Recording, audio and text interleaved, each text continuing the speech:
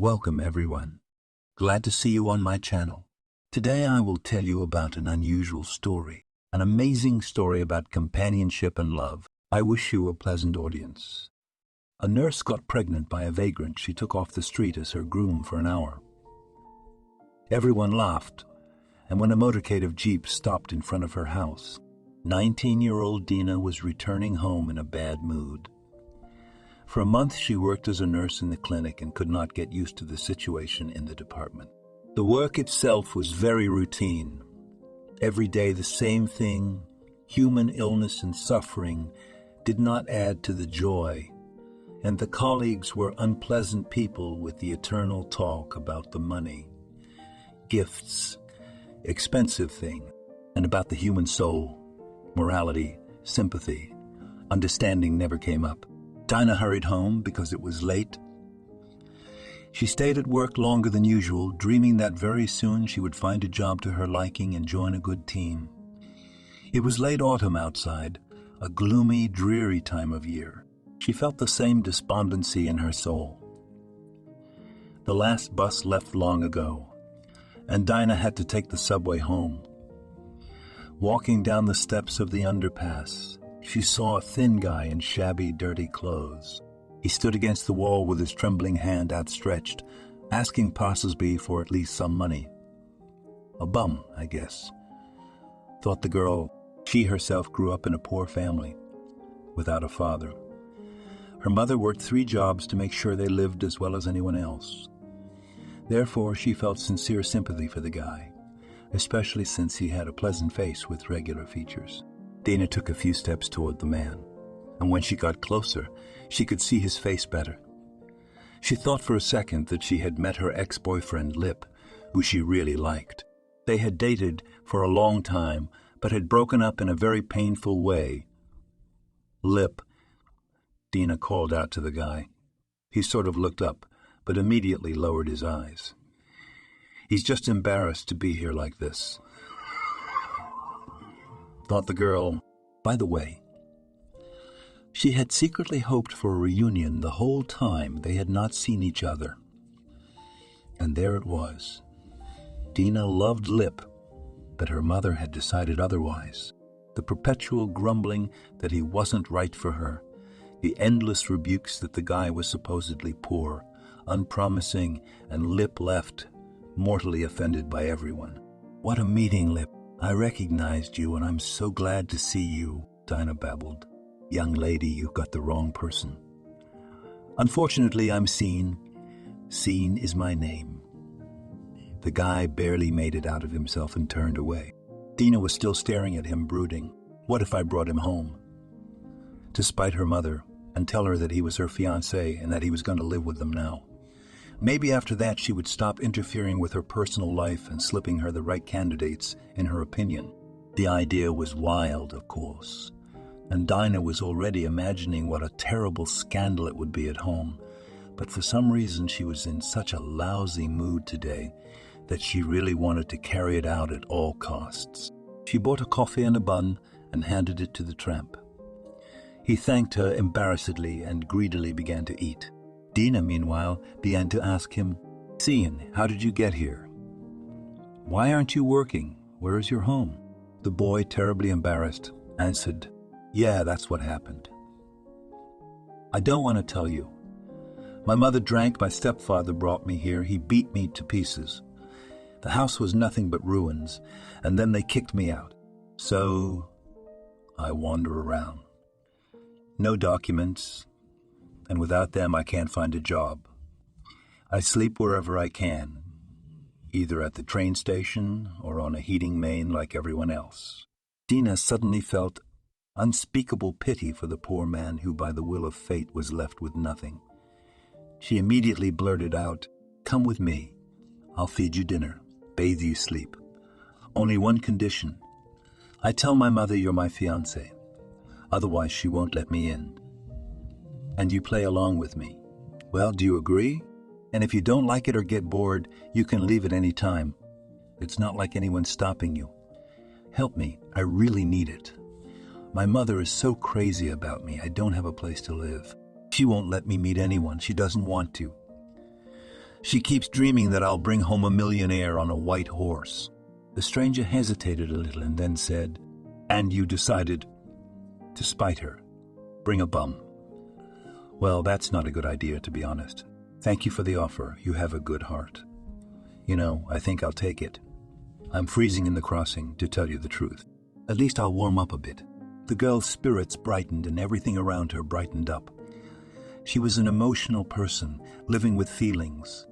She had never dreamed of a lucrative marriage or a rich groom, and believed that that was not the main thing between young people. In the first place, should be love and mutual understanding. What if this is my destiny? I'll tell my mother straight out that he was my fiance. And then what happens? The girl firmly took the stunned tramp under the arm and confidently walked towards future happiness in front of an astonished audience. It must be said that Dina's mother greeted her daughter and the stranger not exactly cordially, as expected. She had long suffered from high blood pressure and had even once suffered a heart attack on her legs and was disabled. Doctors said she had to have a heart operation to change a valve. But where could she find money for it? She was not happy with her life as it was, but the main thing she dreamed of was to see her daughter rich and happy. All her life, Georgia had hardly made ends meet, grabbing at any part-time jobs as long as she had enough money for food and rent. By the end of her life, she had completely ruined her health, hence all her ailments. Of course, she didn't want Dinah to repeat her miserable fate. After all, once in her youth, Georgia had suffered greatly from great and pure love, left without a winded fiancé and with a huge belly all alone. Her ideal picture of happiness. Her daughter bathed in luxury and her husband a tough businessman. Then she could die in peace. The woman was taken aback when she saw some ragamuffin next to her daughter and thought, why did her daughter bring him home? His clothes were dirty, his head unwashed, and he looked untidy. She had a whole range of feelings on her face, from surprise to indignation. But Dinah tried not to notice it. Serenely introduced the stranger. "Mother, I'd like you to meet my fiancé, Cian. This is my fiancé, Cian. He and I are going to live here now. He has nowhere to live here now. He has nowhere to live. You don't mind, do you?" Turning to the boy, the girl said cheerfully, "Well, what are you standing there for? Come on in. Don't be shy. Make yourself at home." The mother muttered angrily, "But don't forget, you're a guest. Jesus' daughter. When are you going to stop picking up all the trash? We have a decent apartment, not a shelter for the homeless." The woman sighed sorrowfully and, hunched over, went to her room. Dinah cooked potatoes and mushrooms. The young couple ate a hearty dinner. Then she took Cian to the bathroom, put his dirty clothes in the machine, and showed him to his room. "Here's where you'll sleep next to me on the cot. I'll make you a bed." Cian enjoyed the hot shower, the clean bed, and thought to himself, "What a beauty!" That's when you start to appreciate simple human pleasures. Who would have thought I'd have to experience all that? He looked gratefully at Dinah before going to bed, uttered earnestly, "Thank you, from the bottom of my heart. Good night, my fairy." Cian got used to being a guest pretty quickly, and kindness of the girl played a positive role. In addition, Dinah was not a bad-looking girl, smiling and agreeable. The young people got along well, talked at length. Cian was trying to help around the house. He fixed the long, fallen-off attachment of clotheslines on the balcony. He tightened the sagging cabinets in the kitchen and knocked up the rickety chairs. Dinah now ran home at full speed, knowing Cian was there waiting for her. The feelings between them flared up quite unexpectedly. That evening, as usual, they were watching some soap opera and chatted about everything. Suddenly, Dinah grimaced in great pain and cried out. A worried Cian rushed to her. "Dinah, what's wrong with you? Are you in pain? What's wrong?" The girl grabbed her leg. Ow, I got a cramp. I must have been running around on my shift. Oh, it hurts." Cian took off his slipper and began to gently knead her foot, then the other, then her shins. It felt so good. The pain immediately went somewhere, and the cramp let her go. The guy unceremoniously began to move higher and higher, moved closer to Dina, and began to kiss her passionately and expertly. The girl tried to push herself over and whispered, "Sean, what are you doing? We're supposed to be the bride and groom." The guy quietly replied as he continued to gently stroke her, "I thought it was just for fun too, but I fell in love for real. Dina, I want you so much. You're the best.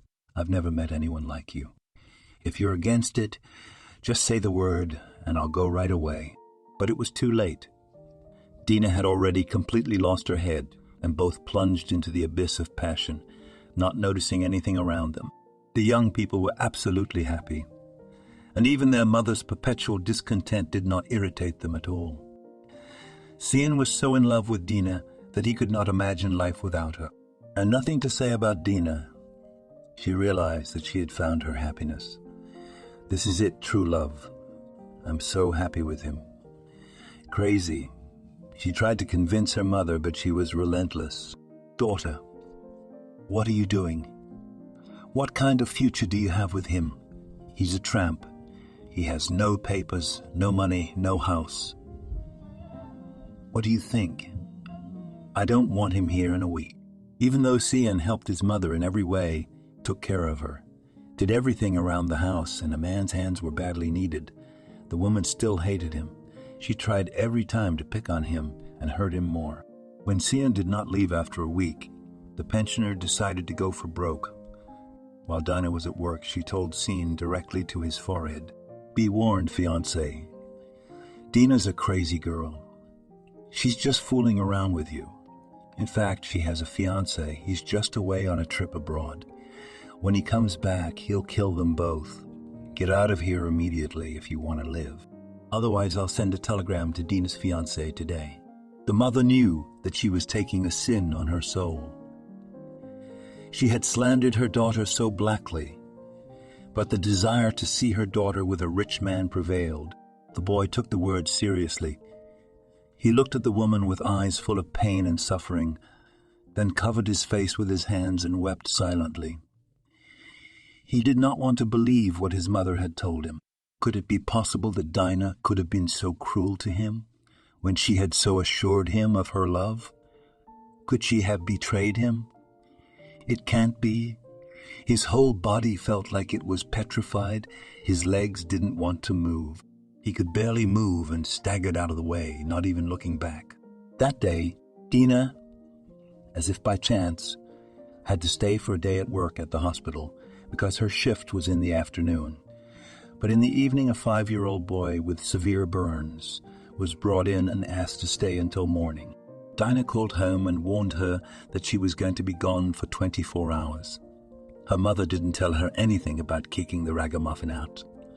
On the contrary, she rubbed her hands together happily, realizing that after 24 hours he would already be somewhere far away.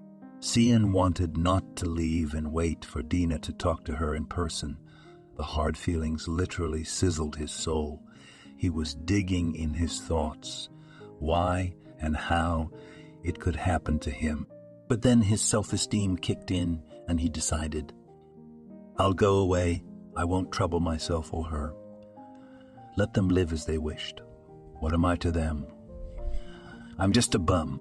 When Dinah finally got home and didn't find Shauna there, she knew right away.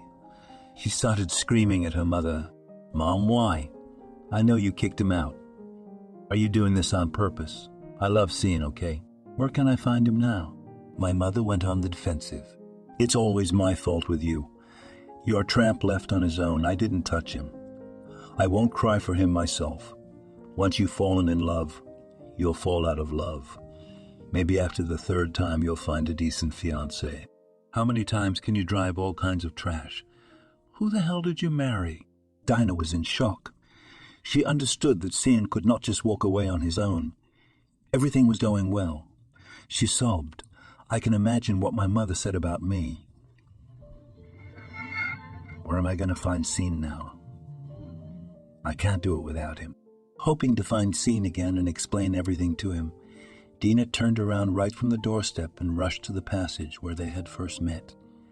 She poked her head around, asked the other tramps and peddlers, but they shrugged. No one had seen the boy there in years. The girl ran around the outskirts for an hour, wondering if Cian hadn't gone far and was waiting for her somewhere nearby. But all was in vain. The guy had vanished into thin air.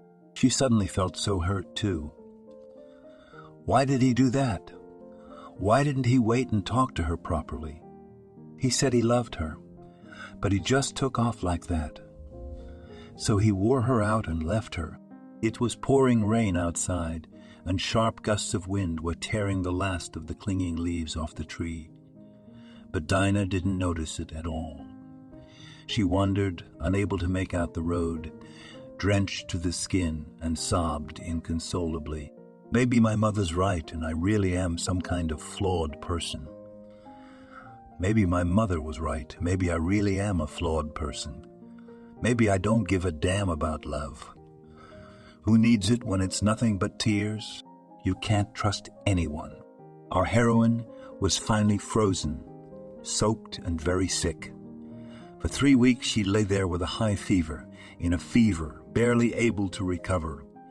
In a delirium, she kept calling out the name of Cian, calling him, looking for him, looking for him. Dinah had fallen into a deep depression. She went to work like a robot, and when she got home, she immediately locked herself in her room and sobbed till morning. She became thin and did not eat well. After a month, the girl began to vomit a lot, literally vomit, inside out. Dina was a doctor and understood everything at once. She was pregnant. The situation was nightmarish. The baby's father was a homeless man who had run away from her in an unknown direction. Her mother could barely tolerate her, and if she found out about the pregnancy, she would drive her to hell. What to do? How to go on living? And most importantly, why? Dina did not know. Every day now, every morning and evening she went to the crossing, as if to work, and all looked out for his Cian. Once she even thought she recognized him from behind, joyfully calling out, "John, Cian, I found you at last." But a total stranger turned to her and answered in surprise, "I'm not Cian, you're mistaken." Dinah was desperate to do something irreparable. She saw no other way out with a child under her heart. This would solve all her problems in one fell swoop. Out of sight, out of sight, out of mind. She went to the gynecologist, got all the tests she needed. They let her in without a line as a nurse. When she was already lying on the chair, and the strict doctor, who was obviously looking at her with judgment, took out all the necessary instruments, she was suddenly pierced by a terrible thought. What am I doing? I'm going to kill Cian's baby. It's part of him, his blood and flesh. This baby will remind me of my dearest man for the rest of my life. How am I supposed to live? This is the meaning of life. Fuck all of them. The mother, Cian himself, and the evil colleagues who openly laughed at her. I don't care. I'm going to have a baby and raise him myself, against all odds. Dinah sharply pushed the dazed doctor away, got up from her chair and muttered, "I'm sorry. I changed my mind." The gynecologist breathed a sigh of relief. "Well, thank God.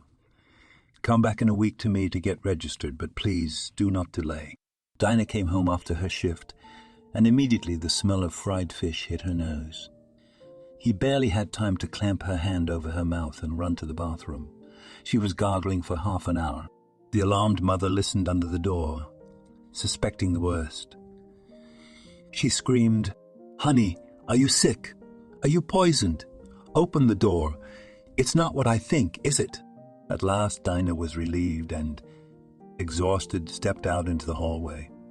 Her mother stood silently looking at her reproachfully, waiting for an explanation. The tired woman shouted angrily in her mother's face, "Yes, mother, I'm pregnant. Imagine such a fool. And from Cian, and you threw him out. Now your grandson will never know who his father is. I hope you're happy. Isn't that what you wanted? I'm not getting an abortion. You don't even have to start that song." Now leave me alone. I have to lie down." And she ran into the room, sobbing. She mentally scolded her daughter. "What a fool!" She played at love. "Repeats my fate. Stupid, at least kill. Step on the same rake. And now what? To breed poverty again. I barely raised her, I thought. At least in my old age I will have some peace. And now we are going to raise a grandson without a father?" From that day on, Dinah stopped talking to her mother, withdrew into herself, and never went out of her room. She tried not to cry, and when she was in dire straits, she would start stroking her tummy and softly sing a lullaby or talk to the baby. Strangely enough, it helped, and she began to calm down and fall asleep. Georgia regretted 1,000 times that she had lied to her daughter and thrown Shauna out.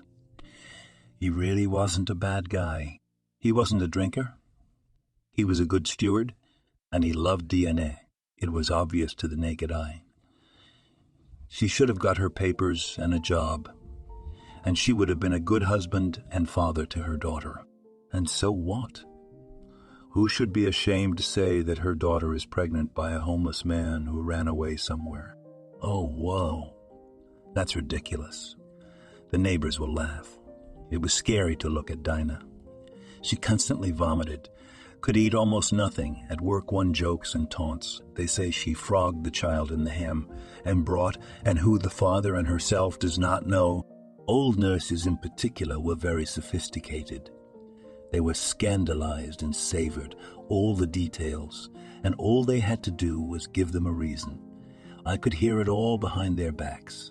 What a bunch of young people. No sooner had they got acquainted, and they were already jumping into bed. That's right. It's not a bad thing. It's not work. It doesn't take much intelligence. In our time, you can't get married.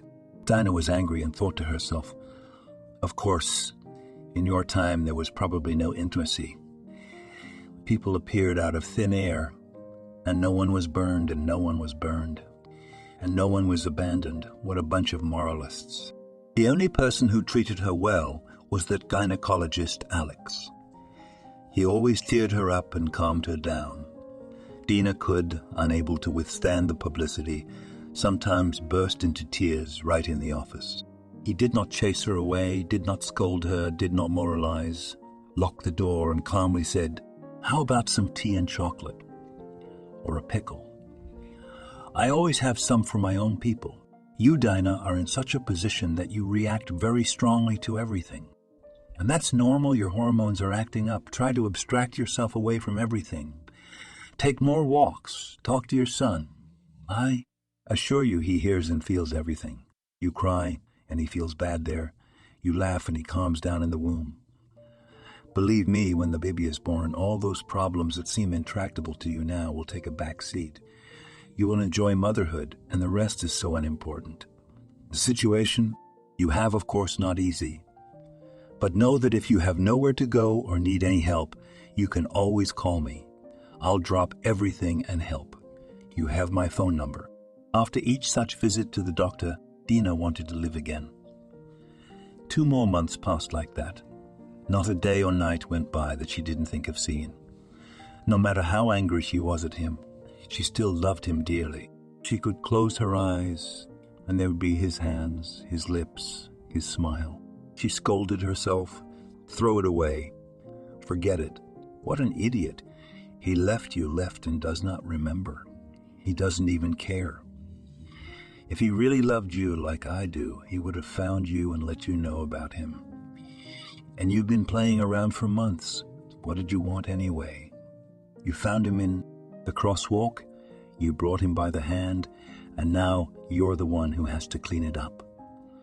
Admit it, you're a single mother. So what? How many of us are like that? My mother raised me, didn't she? And I can handle it. Georgie knew that until she apologized to her daughter and told her the truth, their relationship would not work out. She was sick of it herself. Dinah had been as silent as a partisan since that last conversation, didn't react to anything. If Georgia tried to make a row, her daughter either went silently to her room or out into the street. The woman's heart ached. My God. Well, how do I get through to my daughter? How do I get through to my daughter? How do I get forgiveness? They weren't strangers, were they? Everything fell out of her hands. She didn't want to do anything. She dreamed of hugging her silly daughter, holding her, telling her that she was no longer angry, that she would help, not abandon her. Everything was decided by chance. It was a day off. Dina, not to think about Cian, decided to clean her room, began to wash the curtains and wash the windows. As the woman was just washing the window, her mother happened to peek into her room in passing.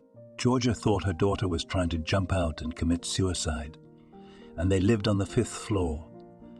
Unaware of herself, the woman rushed to her in a second, abruptly pulled her daughter off the windowsill, hugged her, and wept. "Dinah, darling, don't do it. Do not jump. I beg you, forgive me, you old fool. It's all my fault you're seen left. I told him you had a fiance, and you were just kidding around with him. I was trying to do what I thought was best, wasn't I? I thought I was doing the right thing. It's just that I can see that you, silly girl, are repeating my fate. Only now, looking at your unbearable suffering, I realize what I've done. I've left my grandson without a father. I'm not angry with you. I love you. It's all right. We'll raise your baby together. Where can we go? Just don't do anything to yourself. Do you want me to help you find Cian? I'll apologize to him." Dina stared at her mother, tears streaming down her cheeks. "Mom, what are you doing? I wasn't going to jump.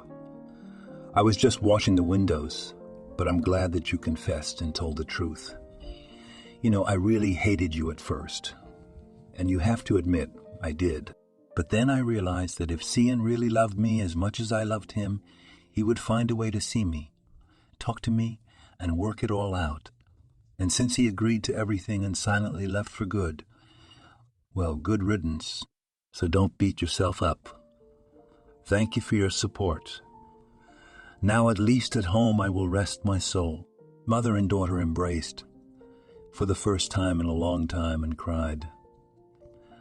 But they were tears of relief and release. The heavy burden of resentment, anger, and misunderstanding fell upon both their hearts.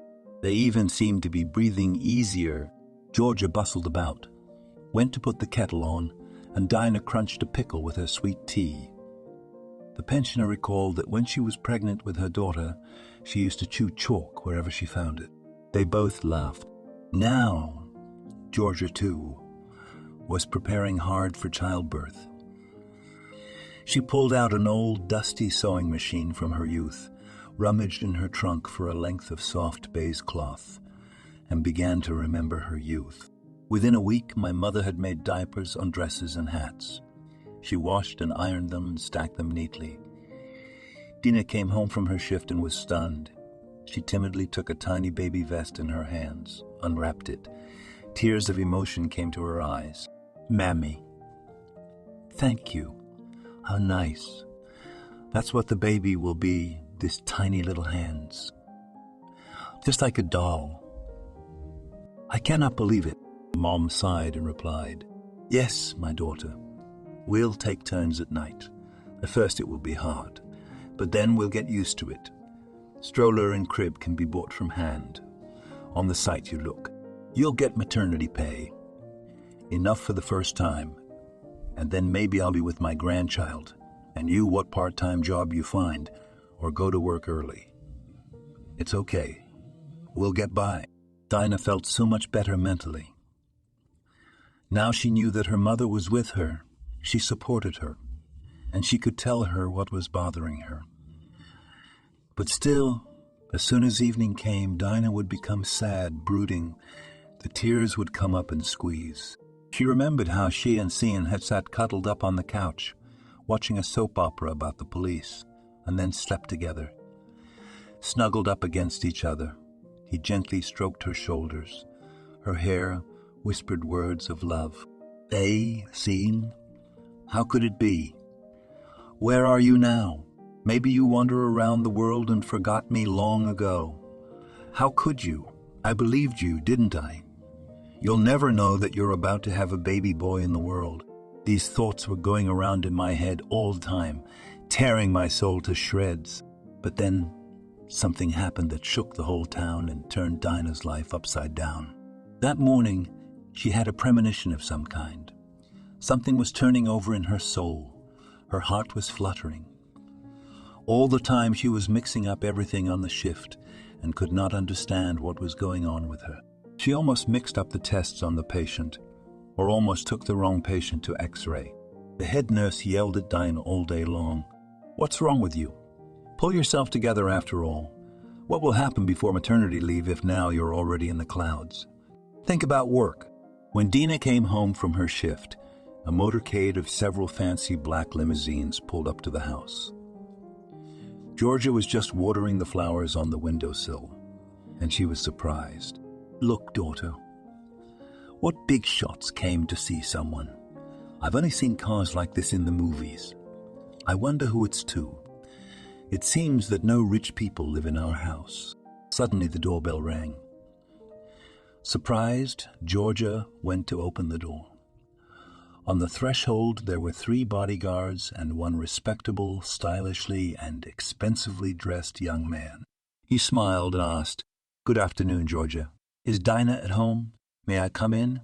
The bewildered woman nodded and silently let the important guests in, wondering who it was who had visited them. The visitors went into the hall, and Dinah came out to them. Suddenly this young and stylish dandy ran up to her and rushed to embrace her. He was so excited. "Hello, my love. Here I am, your scene. Are you glad?" "Am I back?" To the boy's surprise, Dinah angrily pushed him away and shouted, "What are you talking about, Scene? Why did you decide to come back all of a sudden? You were so easy to abandon me, believing what my mother told you. And you didn't even bother to talk to me in person, to find out if it was true or not. Where have you been all this time? In space. On the moon. Why didn't you ever let me hear from you? What is this limousine masquerade? Or was it the masquerade and the vagabond image then? Who are you anyway?" The guy got sad, sat down on the couch, showed the guys to leave the room, and began to tell, "Don't get hot, honey. Don't yell, please. Just listen to everything. Please. Yes, you're right. I'm no tramp. I'm the son of a millionaire Tom. You've probably heard of him. We have probably heard of him. We have 2 airlines overseas. Anyway, I grew up, of course, in luxury and wealth, went to an elite private school, then graduated from the University of Economics in England. It seemed to me that I had my whole life ahead of me. It was beautiful and wonderful. It felt like I had rose-colored glasses over my eyes. And suddenly, all of a sudden, I lose my mother. And this despite the fact that she was very carefully monitored her health, examined in the best clinics, and led a completely healthy lifestyle. Can you imagine? She got out of the car and walked to the supermarket, and right there, she was run over to death by a drunk driver. It was a terrible grief for our whole family. I vaguely remember the funeral. It didn't seem to happen to me. At first, my dad grieved a lot. We somehow bonded with him. It was easier to go through such a terrible loss together. But my father simply amazed me when 6 months after my mother's death, he brought that obnoxious stepmother, Nadeshda, to our house. I did not get along with her right away. She acted brazenly. The mistress of our house began to throw out my mother's things, took away her photos, although I have categorically forbidden her to do so. The result was a wild scandal. I thought my father would support me, but no. He sided with scum and made me a condition. Either accept it or leave. It is unheard of, throwing my own son out of the house for some obnoxious woman. I couldn't get through to my father. It was like he couldn't hear me. It was as if Maddie had bewitched him. So I got mad and ran out of the house. Only, as I found myself not at all adapted to life on the streets. What had I seen before? A luxurious life, high society, everything in abundance. I had no idea people could starve, look for food in the garbage chute, sleep on heating pipes. In my mind, they were drunkards and the dregs of society. I was so scared. I was wandering around. I was a fool. I didn't even take my papers from home. It was then that I realized, having communicated with many of the homeless, that the good half of them are ordinary people, often educated and well-read, just with a crippled fate. Getting to know you, Dina, was the brightest episode of my vagabond life. When Georgia kicked me out, I rushed to the train station in frustration, jumped on a passing train, and ended up in California. There I was, begging for alms outside the train station as usual, when suddenly my father's motorcade picked me up right there. It turned out that Dad was very sick, had a cold, and went to the hospital with pneumonia, and the doctors could barely save him. So the Viper immediately began to divide millions of dollars behind his back, rubbing his hands. She never once visited him in the hospital. That's when the father remembered that he had a son. He felt ashamed, decided to find me and apologize. We had lived together all the time before this Maddie came along, and we understood each other. Anyway, my dad and I made up. I'm a manager at his company now. I told my dad about you, Dana. He didn't mind us seeing each other, so I came to pick you up. Come on, let's go to my place in the capital, and I'll introduce you to your father. Dina sat there frowning and silent. Then suddenly she asked, I'm not going anywhere, Scene. First of all, my mother is sick, and I won't leave her for long. And secondly, I'm pregnant. How's that sound? The guy's face changed. How pregnant? Excuse me. With whom?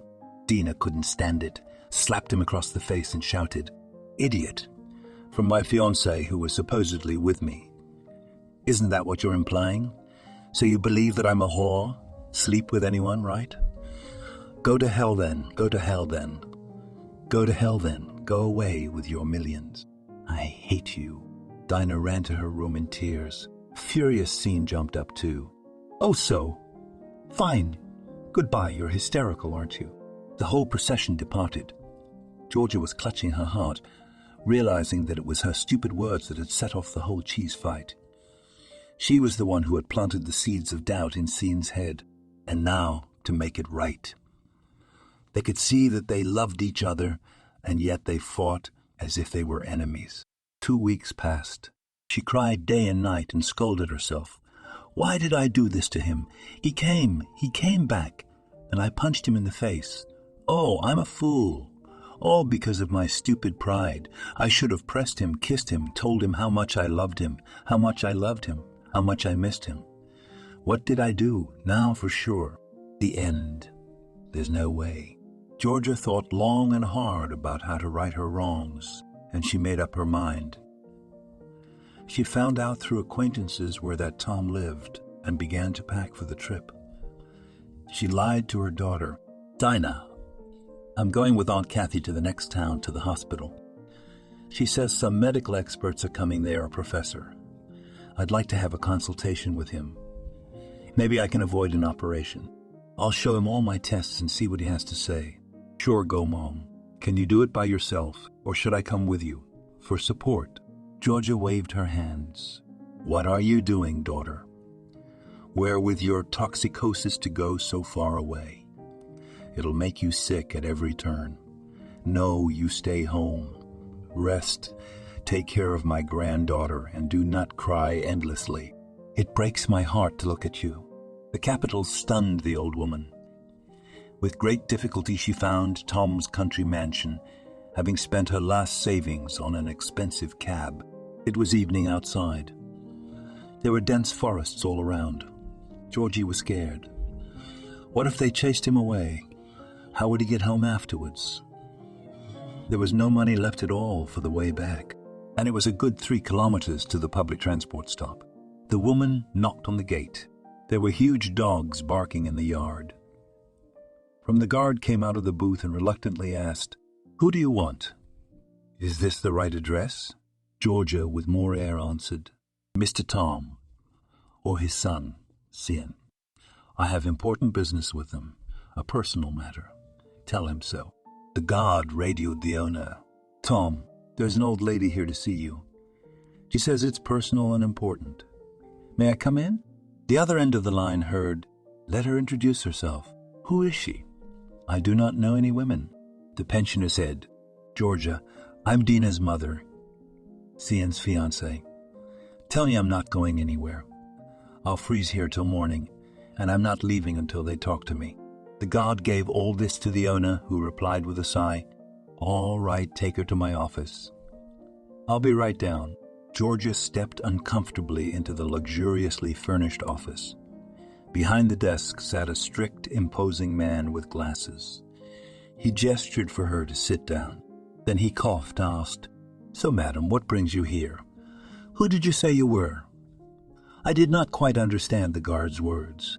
The woman replied, "Georgia, I'm Dinah's mother.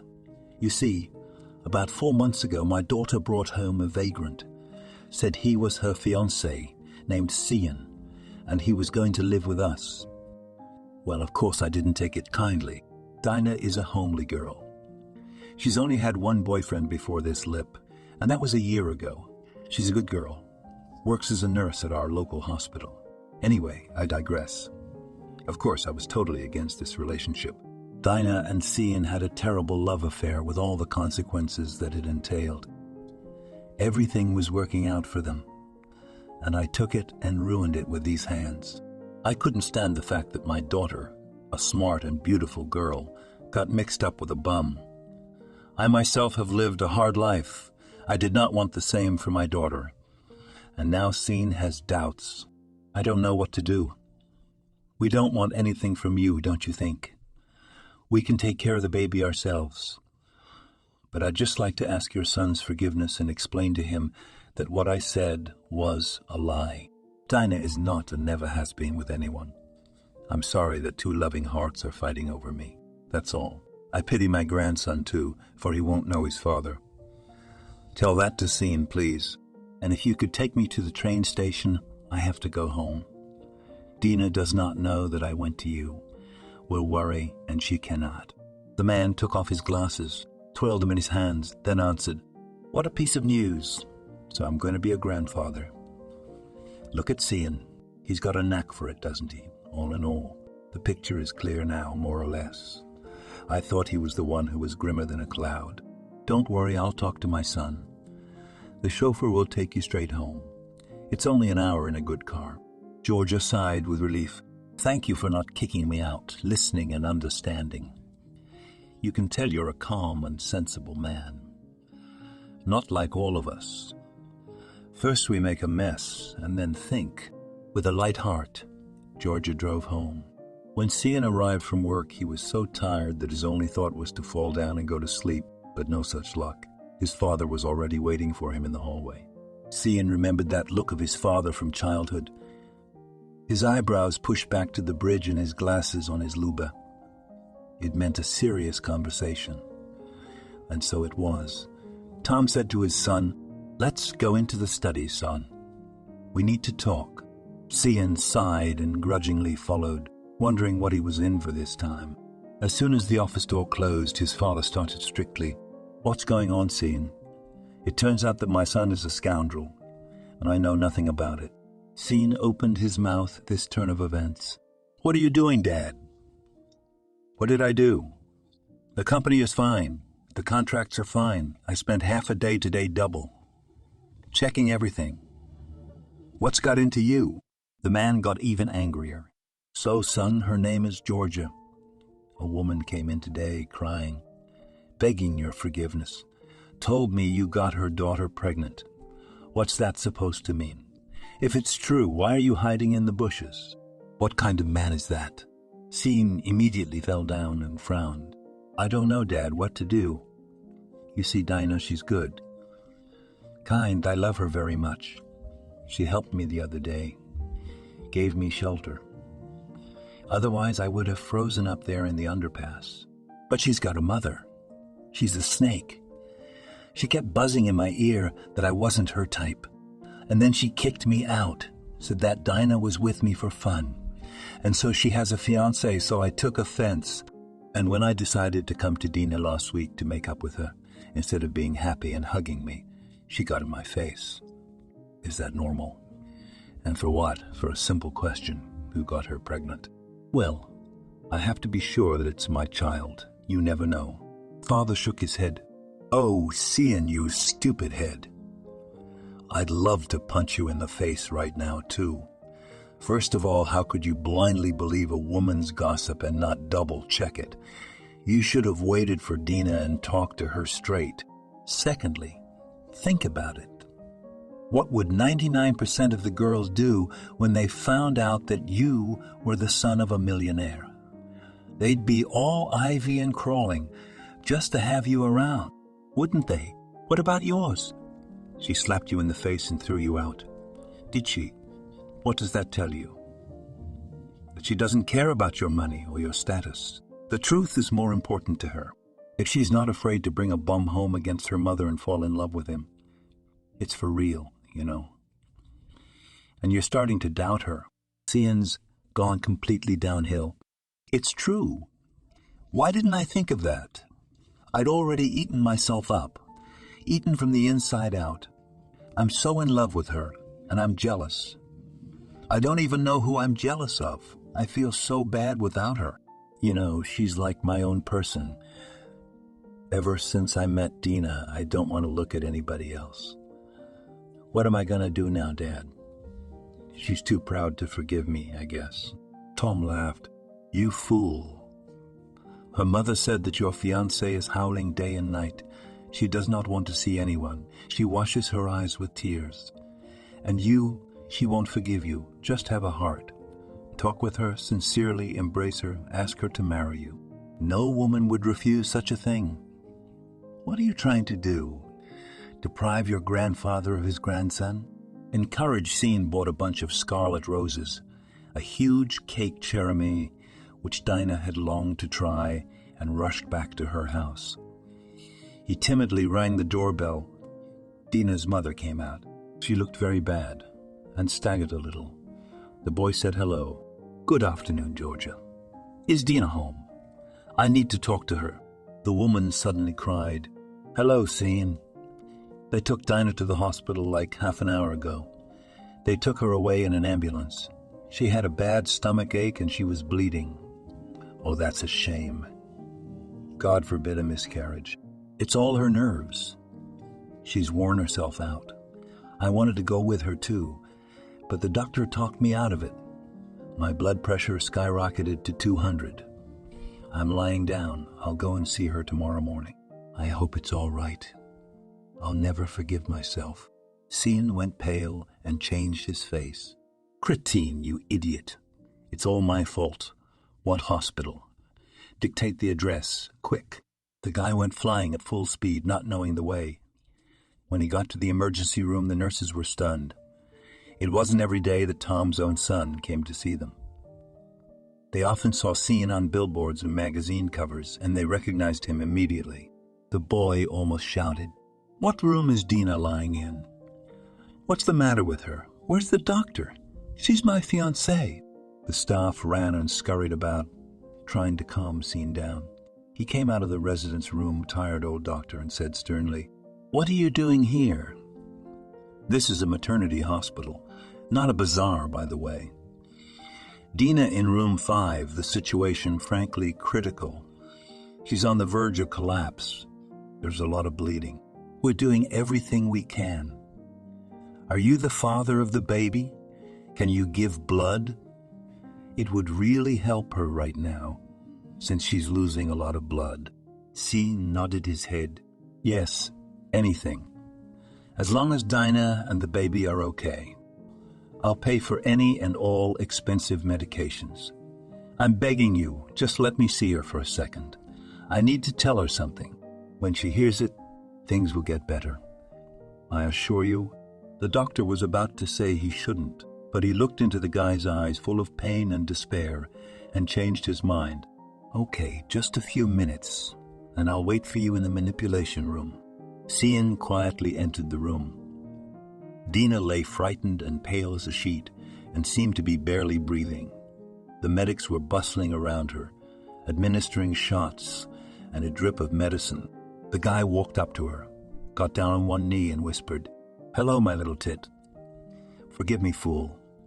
I love you very much, more than life. Don't say anything. Take care of your strength and our baby." "Let me put my hand on his stomach, may I?" He gently put his hand on her lower abdomen, gently stroked it and whispered, "My little sonny, it's me, your daddy. You there, do not rage.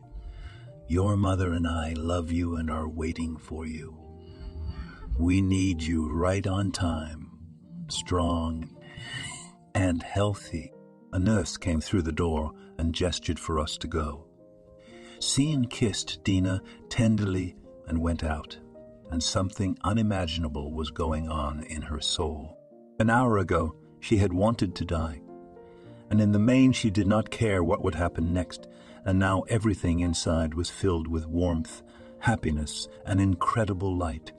She wanted to live so badly, to love Sean, to raise her son. She finally closed her eyes and fell asleep, knowing for sure that everything would be all right now. She wasn't alone. Sean was with her. Sean had given blood. The poor guy had sat on the couch in the foyer all night, not sleeping a wink, and prayed as best he could. "Lord, take everything away from me. The money, the company, the cars. Just let Dinah and the baby get well. I'd rather be sick than have anything happen to them. I love them so much." In the morning, he was touched on the shoulder by the same tired doctor. He had already had time to change and was on his way home. Looking at the poor guy, he felt so sorry for him and decided to cheer him up. "Sean, your fiance is fine. The bleeding was stopped, the threat of miscarriage was stopped, but she'll need to stay with us for another week to be monitored. You should be more careful in the future. Do not let her be stressed or overexcited. Take care of her. Women are vulnerable, especially in this position. If you want, you can pay for a separate room with a TV." Happy Sean began to shake the doctor's hand and thank him. "Thank you. Thank God. Everything turned out all right. If anything had happened to Dinah or the baby, I would have never forgiven myself." "Can I see her now?" the doctor replied sternly. "Visiting hours are hanging in the waiting room. Do not break the schedule. These rules are written for everyone, okay?" Sean arranged everything, and Dinah was transferred to a separate, comfortable room with a TV. She was still not allowed to get up yet, so the guy tried to spend every free minute with her. He gave massages, stroked her tummy, and showered her with fruits, juices, and vitamins. Her mother also regularly brought her homemade borscht and steamed cutlets. Dina couldn't get enough of it. "Mama, Sean, you're going to feed me so much. I'll get chubby." Besides, the morning sickness had passed, and she had worked up a ravenous appetite. "I'm eating like crazy." After being discharged from the hospital, Sean, despite Dina's protests, moved her to his mansion, and he and his father took care of George's health. They took her to a sanatorium for treatment, paying for a month's stay. The woman was happy. In fact, she had never had a rest in her whole life. As soon as she had a vacation at work, she immediately looked for a part-time job, and so on year after year. And she had never had enough money to go to resorts. The resort was on the seashore of the South. The scenery was magnificent. The staff treated her like a queen. She was an important guest, Tom's own sister-in-law. The woman took a lot of walks, took pictures of the mountains and the beach, and sent pictures to her friends. They burned with envy. The whole building was talking about it. "Look how lucky Georgia is in her old age. She's having a royal vacation and getting free treatment. So much for Dina. She's the one everyone's been bad-mouthing. She's a fool for getting involved with a bum. And the bum wasn't easy. Just like in a fairy tale." Dinah went on maternity leave at work, and on the last day decided to arrange a farewell dinner in the common room. She brought cake, juice, fruit, and champagne for her colleagues. No one made fun of her anymore. No one was picking on her, but everyone was fawning over her and trying to please her. If she complained to her father-in-law, then she would be subjected to all sorts of inspections. Dinah felt great in the countryside. Fresh forest air, walking on shady paths, resting in a gazebo, a sound sleep. She became rounder, more handsome, her cheeks rosy, and her belly grew by leaps and bounds, resembling a large watermelon. Sean carried his sweetheart around like a crystal vase. He was so happy. He had arranged in advance with the best clinic for the upcoming birth, kept asking her how she was feeling and worrying that God forbid the threat of a breakdown wouldn't happen again. Tom didn't waste any time either, ordered new furniture and equipped a gorgeous nursery. But he kept everything a secret from the young ones and didn't show them anything. He was worried that it was bad luck. Georgia recuperated and healed perfectly, and when she went to her clinic for a checkup after that, the doctors were astonished.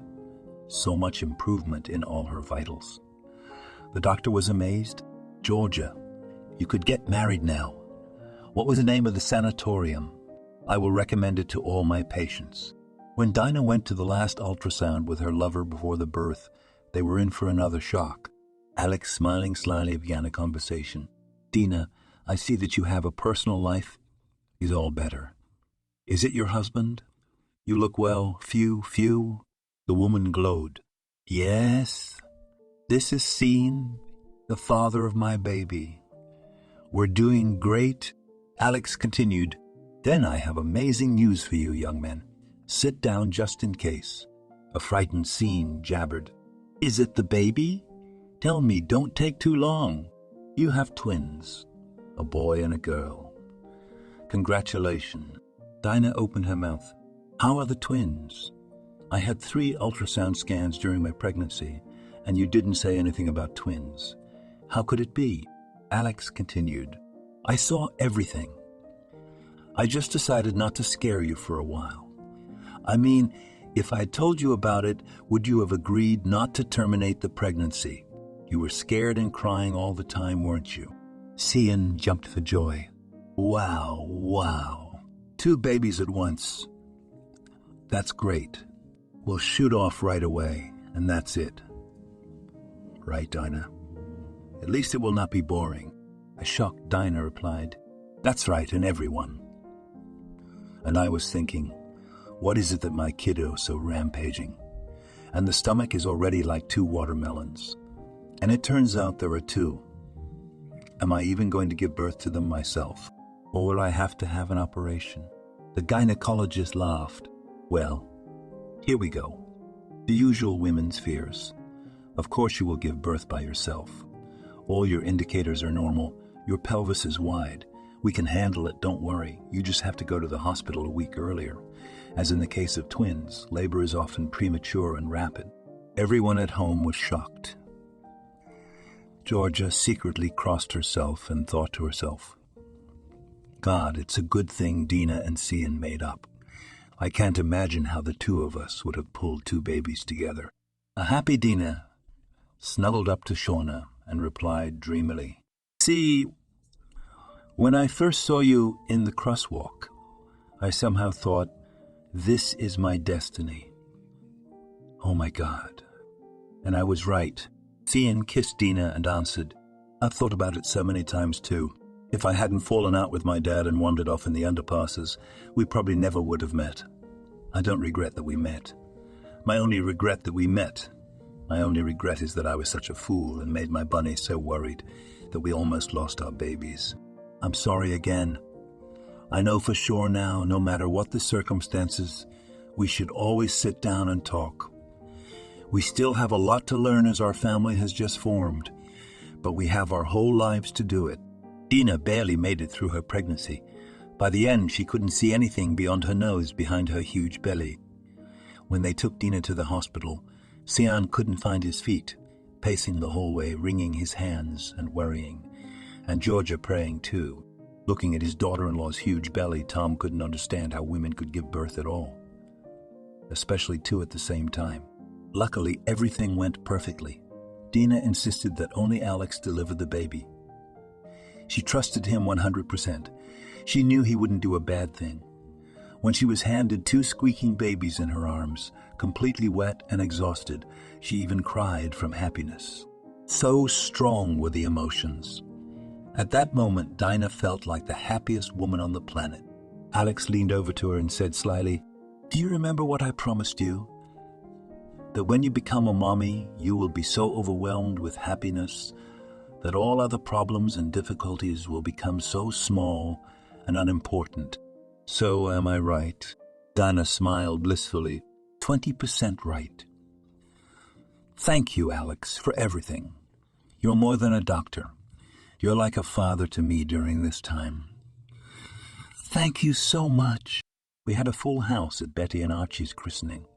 The press, the reporters. Alex was invited and all the people we knew. It was a feast for the whole world. Everyone marveled at the little angels quietly humming in their cradle and wished the happy family happiness and goodness.